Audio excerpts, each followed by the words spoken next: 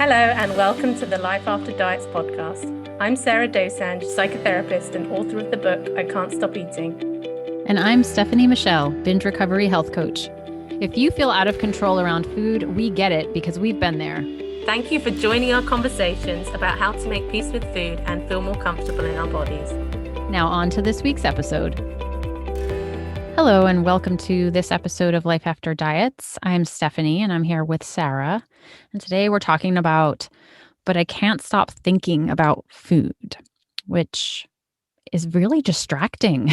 You've given up dieting, you've decided to make peace with your relationship with food, but the constant food thoughts are in your head, or you find yourself just being distracted by dreaming about food, thinking about food, planning food, and what's going on here, and how is this working, and how are we supposed to move on with our lives if food is constantly on the forefront of our brains?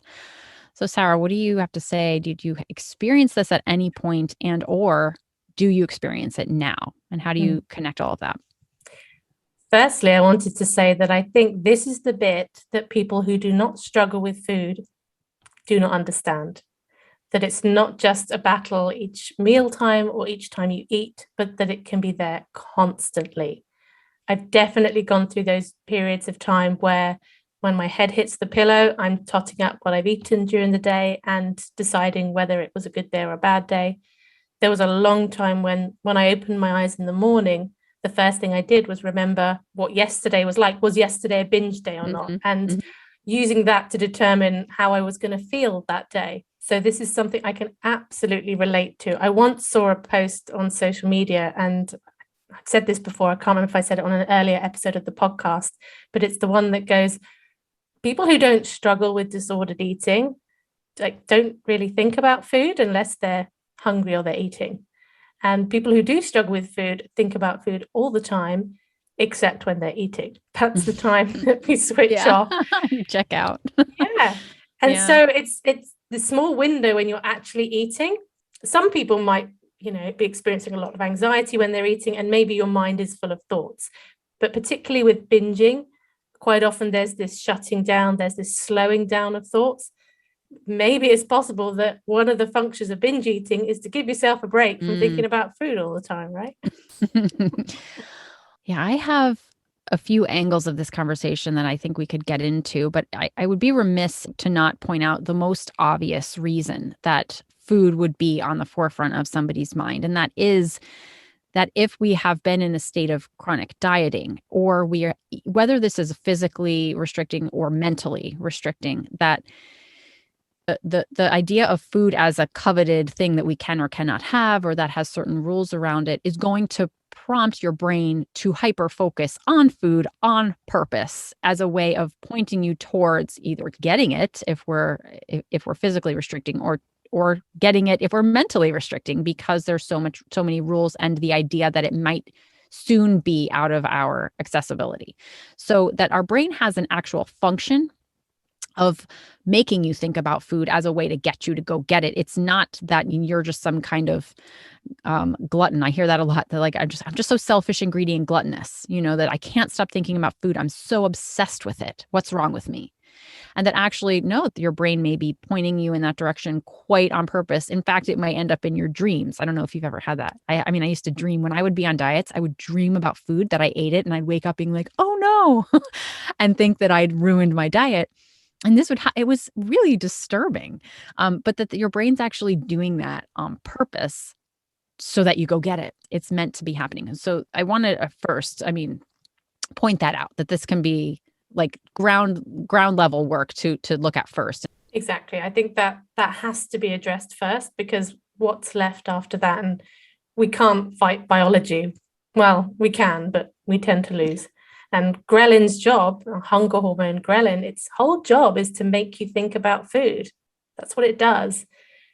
People can't understand why they're thinking about food when they're not hungry, when it's possible that is your hunger. It's not always the case, and I'm sure we're going to talk about other reasons as well, but being willing to be honest with yourself about whether that's going on, because it can be quite hard to admit, because we might not want to give up the restriction. We might want to convince ourselves that we're eating enough because eating more might feel too scary. It feels really important to mention that at the top of the episode. For many years, this consumed my thoughts. It was all about binging, fighting binging, beating myself up, this continual thing. Now, I know the moment for me when it started to shift.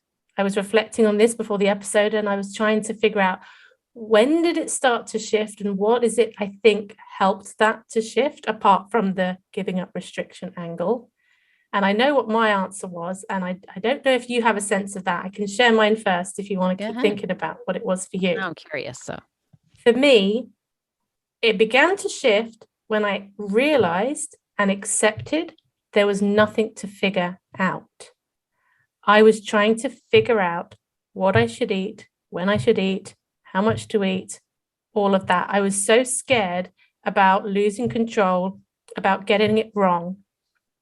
So it was the letting go. When I surrendered and I let go of the idea of this perfect way of eating, when I accepted that being in balance and being in the gray just means that sometimes food is just a bit, I'm not always going to feel amazing about myself or my choices. And also I'm not always going to have this perfect energy because I've eaten everything perfectly for my body and my energy levels. Once I accepted the messiness of that, when those food thoughts did pop back in again, let's say I was thinking about what I should be eating later, I would say to myself, well, you'll figure that out.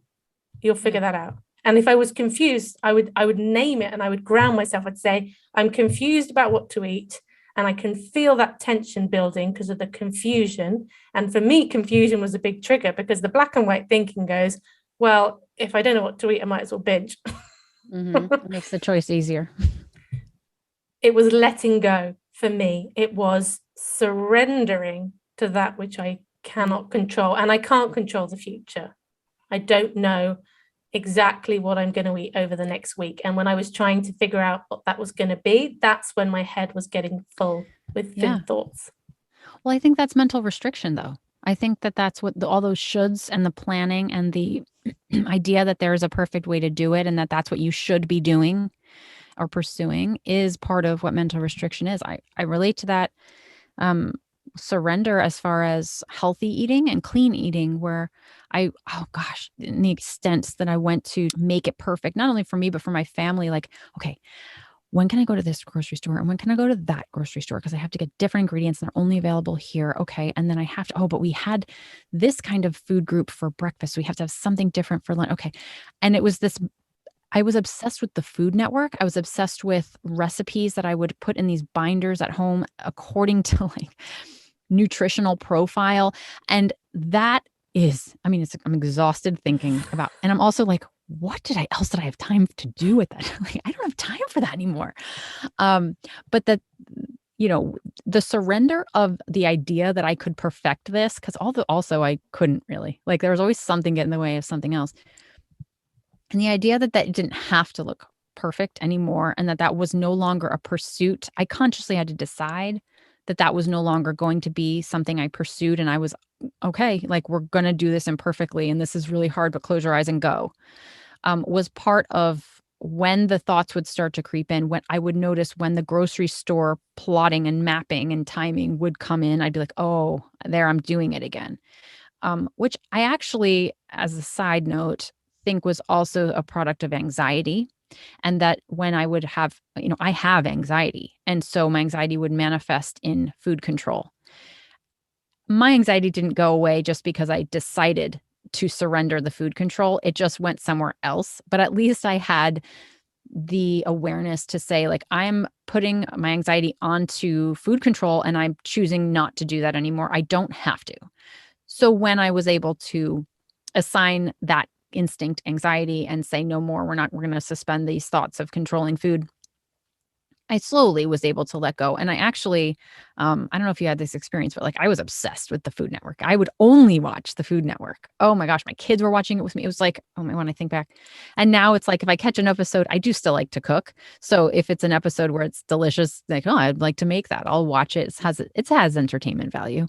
But I'm no longer like recording them. I'm no longer like clearing out an afternoon hours, to watch that. It's not part of an obsession that I feel anymore. And that was something that naturally happened for me as my physical, but also my mental restriction around food and what I had to be doing or should be doing lessened. We just want to grab a moment of your time to let you know that we are now on YouTube. So if you can't wait for the next episode, we are going to be uploading the podcast onto our YouTube channel a day early. So please head over there and subscribe. We are Life After Diets Podcast on YouTube and on Instagram, and you can email the show lifeafterdietspodcast@gmail.com. And if you're interested in working with me, Stefanie, I work with clients one-to-one, and I also am enrolling for a group program to work on intuitive eating foundations with a binge and emotional eating recovery lens. You can apply at www.iamstefaniemichele.com/application. And if you want to connect with me, Sarah, I am the Binge Eating Therapist on Instagram and YouTube, and my website is thebingeeatingtherapist.com. Now let's get back to the episode. Never understood the food porn thing. I've just not got it. I've never been interested in seeing what other people are eating or making. If it's not for me, like, I don't care. It's like home renovation shows. I can't bear those either. Oh, see, I'm moving. So I feel like now I'm interested. But you know what? I used to be obsessed with like baby shows too. It's like what you need or what's relevant to your life, you're going to be more drawn to. And the hungrier that I was, the more I watched food shows, because at least I could live vicariously through them or imagine that one day I'd be able to eat what they were making. Like it was always this like craving that I had that would manifest by watching shows that would provide me with some sort of promise. And I'm not drawn to it anymore because I don't have that intense hunger or those intense cravings anymore. So it's no longer fulfilling that purpose beyond just maybe sometimes it's just kind of fun to watch the different TV personalities cooking. And it's really just about that at this point. I had the experience where I realized that when my mind was quieter and calmer, I made a good enough decision. And that made me see how this was what I needed. I didn't need to figure this out. I needed to slow down and mentally slow down as well. Once I'd had that experience, that was the place I kept coming back to. That was my balance. And I've mentioned it, I think, previously, that idea of a peaceful food decision. If I feel peaceful before I choose what to eat, the choice feels good. The choice feels like exactly what I wanted and needed in that moment. I'll often ask people, what would you be thinking about if you weren't thinking about food all the time? And people kind of just blink and look at me and they don't know. Yeah. When this takes over, you think about it sort of in terms of neuroplasticity and all those neural networks that are dedicated to food and how you feel about food in your body. You can't just take that out and leave a vacuum. I don't think the mind works like that. So it is important, I think, to ask that question. What do I want this extra mental energy for? If I'm going to give up some of this food obsession, what is it I want from that? What is it I hope to gain? What's the hope? Because we need hope, right? Yeah, but that comes from the living, I think. Like we've talked in previous episodes about sometimes the way out of the narrow scope of life around food is engaging in life, even though that's counterintuitive. I'm reflecting on my earlier 20s where I would blink my eyes open. And it was less about the control at this point. I think later in my life, it was more about that clean eating and the perfectionism around food and that way of restricting. But when I was younger, I would binge almost daily. And when I would open my eyes in the morning, all I knew and all that would come to me was my life is food. I am not going to my classes. I am barely socializing at all. My entire life is food, and I've just binged yesterday, and I feel bloated. I feel really uncomfortable, and I am dealing with the shame of all of those things.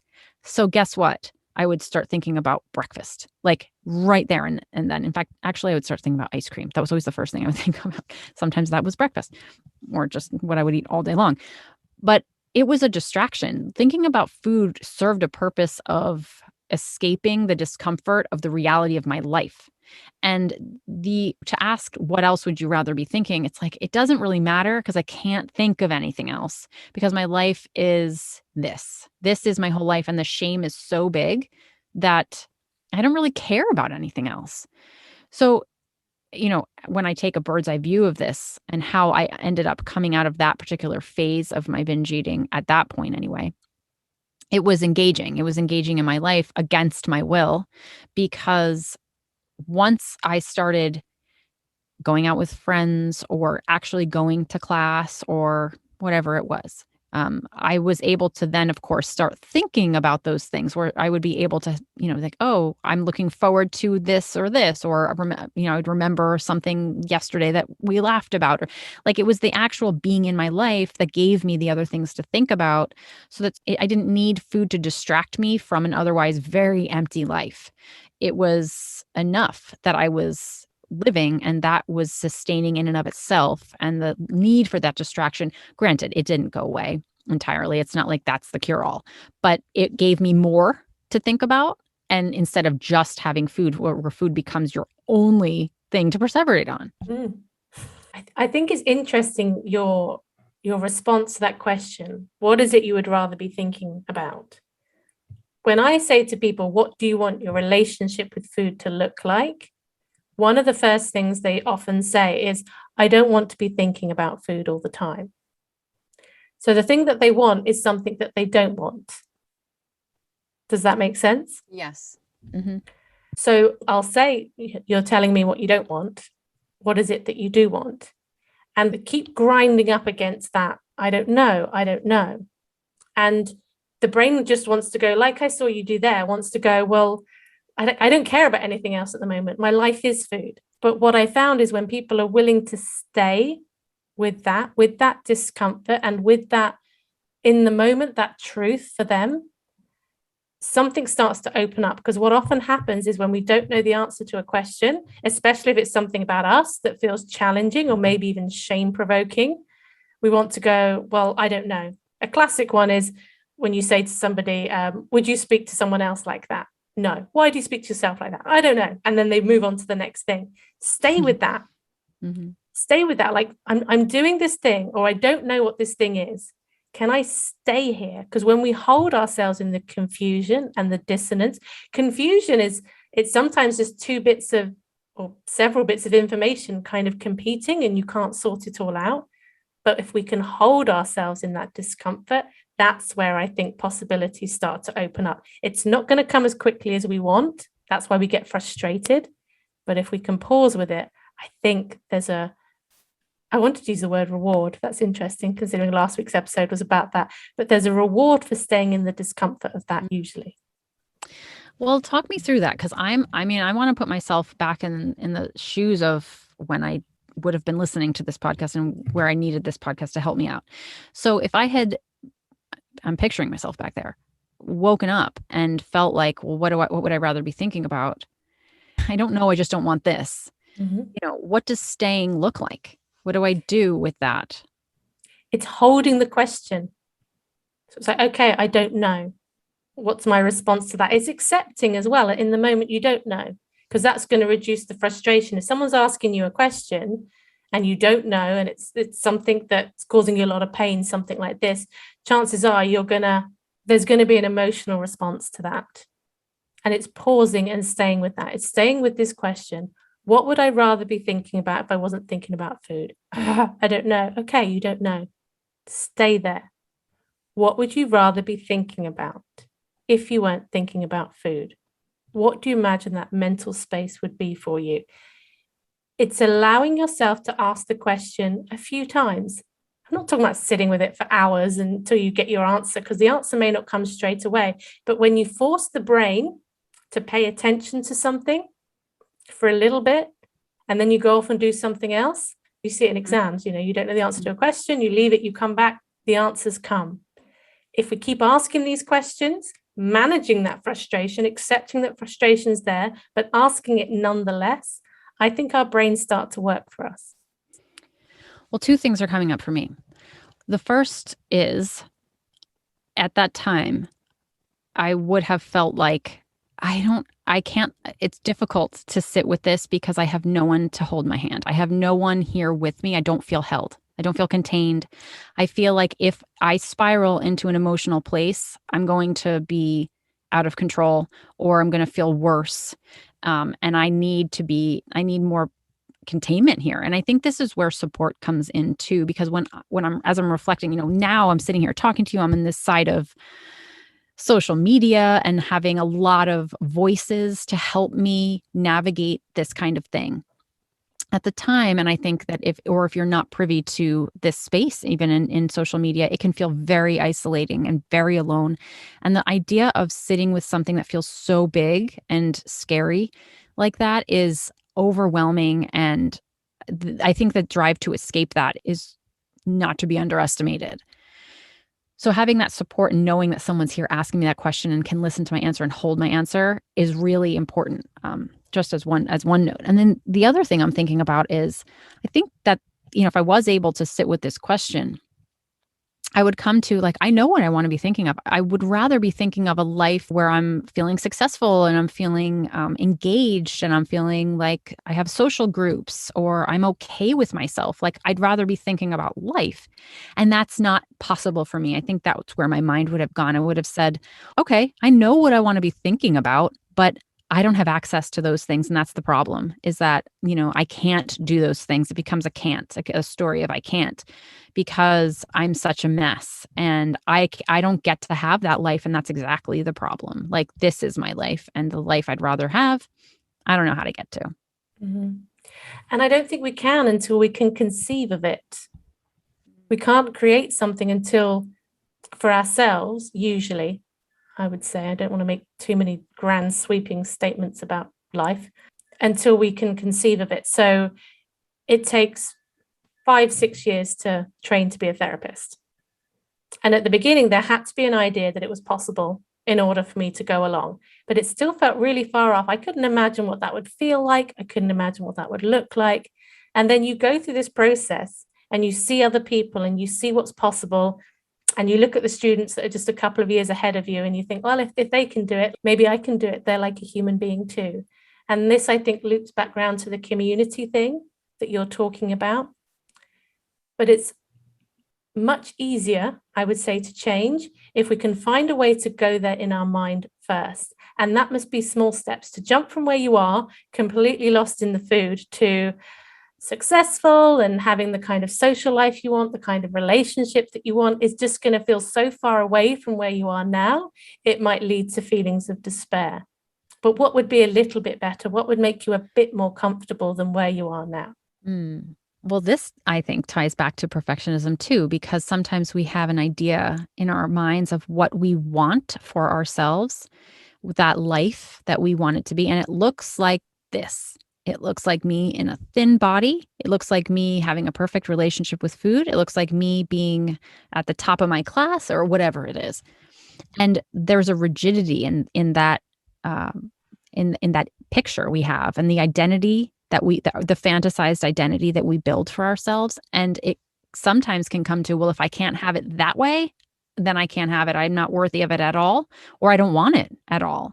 And I relate to that because I would have imagined, I think for me, connection and social life was one of the biggest things that I wanted. I would have rather been thinking about than food. But I could only allow myself that social life at the time in a certain body. I was also, I was really, when you're in your younger 20s, I think it's a heightened pressure. Especially as I was in college, I felt like I want to be with these people and these people are thin. And that's what I have to be to fit in with them. And I couldn't accept it any other way. And so it was this very black and white way. And it was like, well, if it can't be this way, it's got to be this way. So I'll wait until perfection gets here and then I can go engage. And I think when I work with clients now, it's this where you're talking about these small steps where it's like, okay, well, you've got this pinnacle identity that is imagined, this perfect identity. It's fantasy.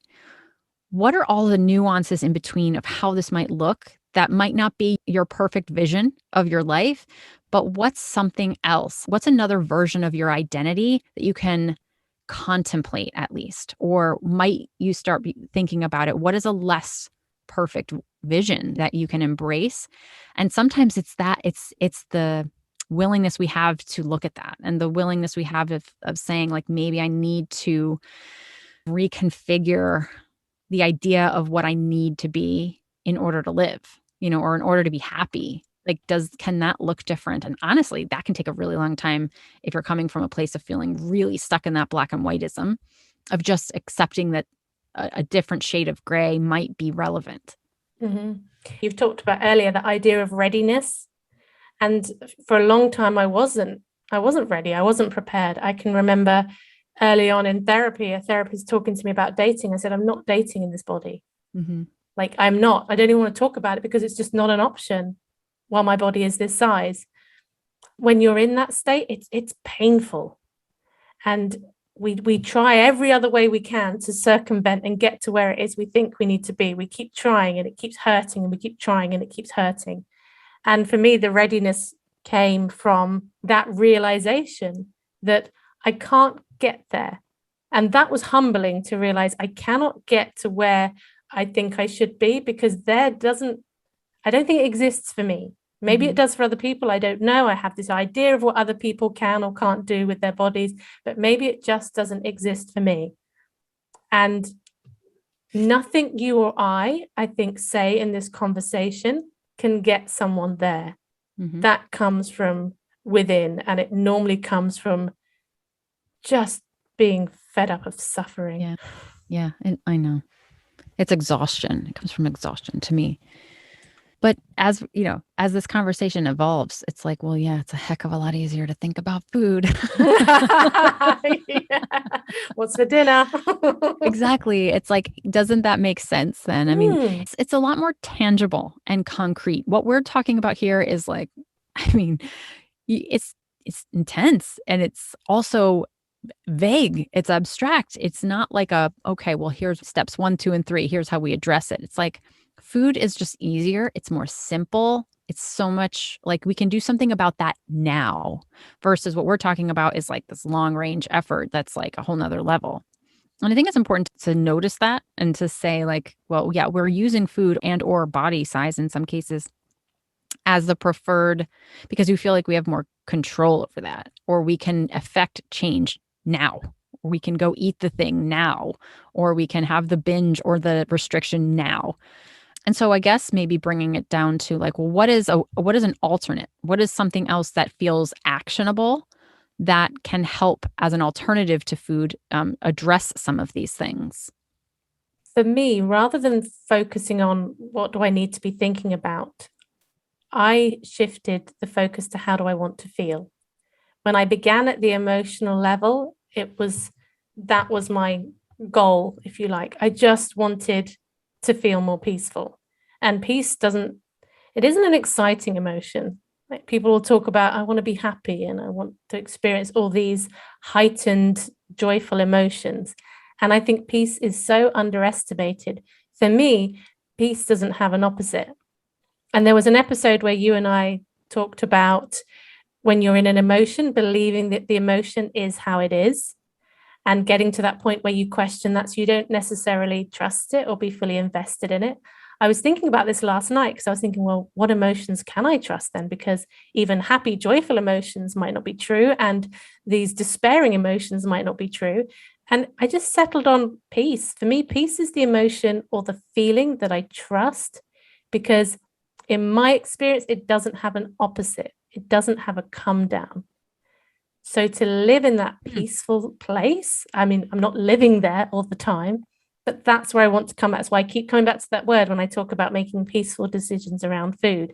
When I focused on how I wanted to feel, the thoughts kind of helped me to get there, because they would start coming up with ideas about what that might look like, rather than going straight in at the thought level and trying to just change those sentences that are firing off in my head. Does that make sense? Well, I'm getting stuck, because I'm like, oh, I can think the opposite of peace for me is anxiety. Do you have anxiety? Sorry? You have anxiety? I wouldn't say that it's something that I struggle with on any regular basis. I've certainly experienced that sensation. I've just moved house, and there were times I had a couple of anxious nights where I sort of had these very anxious dreams, and a couple of times I woke up and my heart was racing. That's interesting. Because I see where you're coming from for that, but I don't feel like peace sets you up for anxiety, but I feel like happiness can set you up for sadness because of the crash. Yeah, the loss. Yeah. And feeling sad for long enough can set you up for feeling better because something happens and you bound back. That's, I think, where I want to put peace outside of this. I don't know. Don't take it away from me. I feel like anxiety takes away my peace, or it's a threat there. But does peace feed anxiety? Yes, because if I feel peaceful, it's threatened to be taken from me. And so I need to be anxious about what to do to prepare. I see. Yeah. I see. Yeah. They're related for me. But when we're talking about this actionableness, well, what did you mean? So you're to say that if it's you wake up, you're having the thoughts, like, how do we be actionable about addressing what's underneath all of that and the need for that food? It's accessing peace for you. Is that, how do you do that?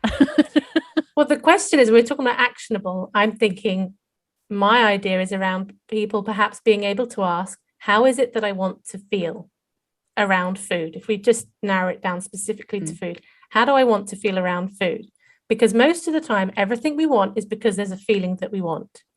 I want to be thin because I think I'll feel more confident. People will like me. I'll feel better about myself. It's all about this idea. The mind thinks it knows what's going to bring you the good feeling. But when you start with the feeling, then the mind has to catch up with that. So if I'm saying I want to feel peaceful around food, my mind's got to go like, okay, peaceful. What is that? How do I cooperate with feeling peaceful? What does that look like? Yeah, well, then for me, this is a question of how do you access an emotion when you've got other competing emotions that are threatening to come in, i.e. anxiety or fear, sadness. And I think sometimes, at least for me, the way I've been able to access peace consciously, like if it's something I'm choosing, is a slowing. And again, for someone with anxiety, this would be relevant because anxiety tends to be fast and hurried. Perhaps maybe for someone who has feelings of depression in there, that it might be more of a mindfulness and a presence, something coming in on that. But I think it's about the intentionality of that. And that might be a good way of framing it, of saying, okay, there's these vague, abstract, huge things that are underneath my thoughts about food. A really concrete way for me to approach this is to ask myself how I want to feel right now in this 1 hour or in this moment, and pursuing that intentionally, whether that means for you slowing down, becoming present, gaining mindfulness, and that I think it's less about then acting on autopilot and letting your worries and fears and anxieties and thoughts of food take you away and carry you away, and just going with that and riding that habit loop, really, of staying there and of bringing yourself out, and however that looks for you, and whatever it is, whatever emotions are for you get in the way of accessing peace, is trying to clear that out in ways that can feel more concrete. I feel like I want to maybe shift this word peace, because I feel like what I'm thinking of is not necessarily how you and other people might be thinking of peace. I want to almost shift it to grounded, because I can feel like with the move, I kept sort of surrendering to all the emotions that I felt. I was determined to feel them because I knew that would help me process leaving behind my hometown and coming back to London. In the night when I woke up and my heart was racing, it was fine. I could feel that physical sensation of anxiety, and it was fine. It's okay to feel anxious when you're moving. It's okay to feel anxious anyway, but it was even easier because I had a reason to hook it on. And I think sometimes when anxiety comes and it's not got something to hook on, we then have to put it somewhere, right? But because I had a reason, it was easier to be grounded. And I've had it before where I've experienced these very intense emotions, but I'm okay in there. Like I feel okay. I feel grounded. It's a work in progress, and I don't feel like that all the time. I hasten to add.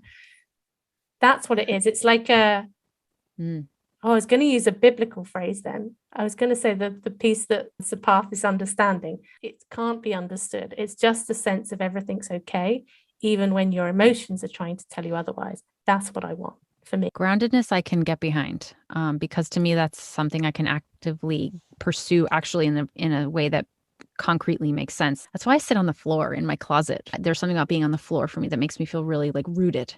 There's groundedness in slowing down. There's something instantly accessible that isn't when I'm, going and spinning and moving really fast. I think it's also important to mention here for anyone who deals with PTSD or has any trauma history that sometimes these emotions can come in and the groundedness is absent because the emotion itself it carries you away and it feels truly unsafe. And that even if you know that you're anxious about something that may be okay, you can't intellectually know it may be okay. There's a lack of recognition of that emotionally and that's carrying you too, which can also fuel the thoughts of food because it's something to cling to. It's something to like hold on tight over here to this and focus here because my emotions are otherwise going to suffocate me or drown me. But returning to the idea of intentional groundedness, I think maybe that's a way. Maybe that's something actionable that doesn't necessarily feel like something we're trained to do on a regular basis, unless we're, meditating or learning mindfulness actively. But that is why it's so helpful and something that everyone's talking about now is that this conscious moving from that busyness in the mind and the anxiety in the mind and what that ends up attaching to. And moving it away from that and moving it into something that helps us feel more centered and in a way in control of our emotional state anyway. Yeah. It's even more than groundedness. It's a sense of connectedness. It's a sense that everything's okay. Even if I feel terrible. You're looking at me like, what's that? I tried that. It's just funny. No, I have that conversation on a regular basis with my husband because there's times where I don't feel like things are okay. And I know that this is a response of old. This is something else. I'm working on an EMDR right now. But that can be real. It can really feel like you don't know that.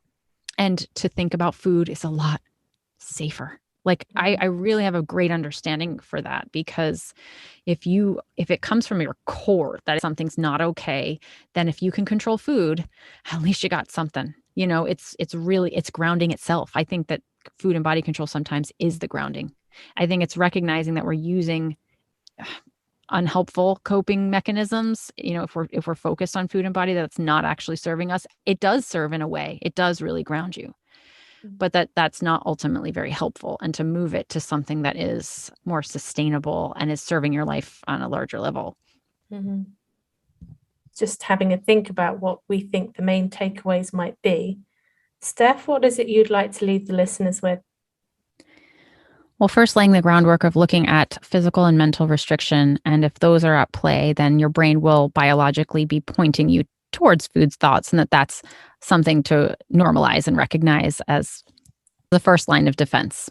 I would like to gently invite the listeners to stay with some difficult questions. So if there are things that you don't understand about yourself or your relationship with food, can you ask those questions and just pause, even briefly, in that moment of discomfort of not knowing the answer and holding yourself in that place, if it feels safe to do so. And if you don't know what you would rather be thinking about when it comes to not thinking about food all the time, maybe ask yourself how you actually want to be feeling and start there and see if anything opens up for you in that area. I like that one a lot. And I would just end it by saying that if you're finding yourself thinking about food as a distraction and that this is an emotional way of finding groundedness in among emotions that feel too overwhelming, that recognizing that might be what's happening and also gently guiding that groundedness into a place that is more self-supportive rather than the habitual response of perseverating on food and perseverating on body size as a way of clinging to something that feels more concrete. Mm-hmm. Yeah, brilliant. Thank you very much, Steph, for this episode. And thank you everyone for joining us. And we'll see you next week. Bye, everyone.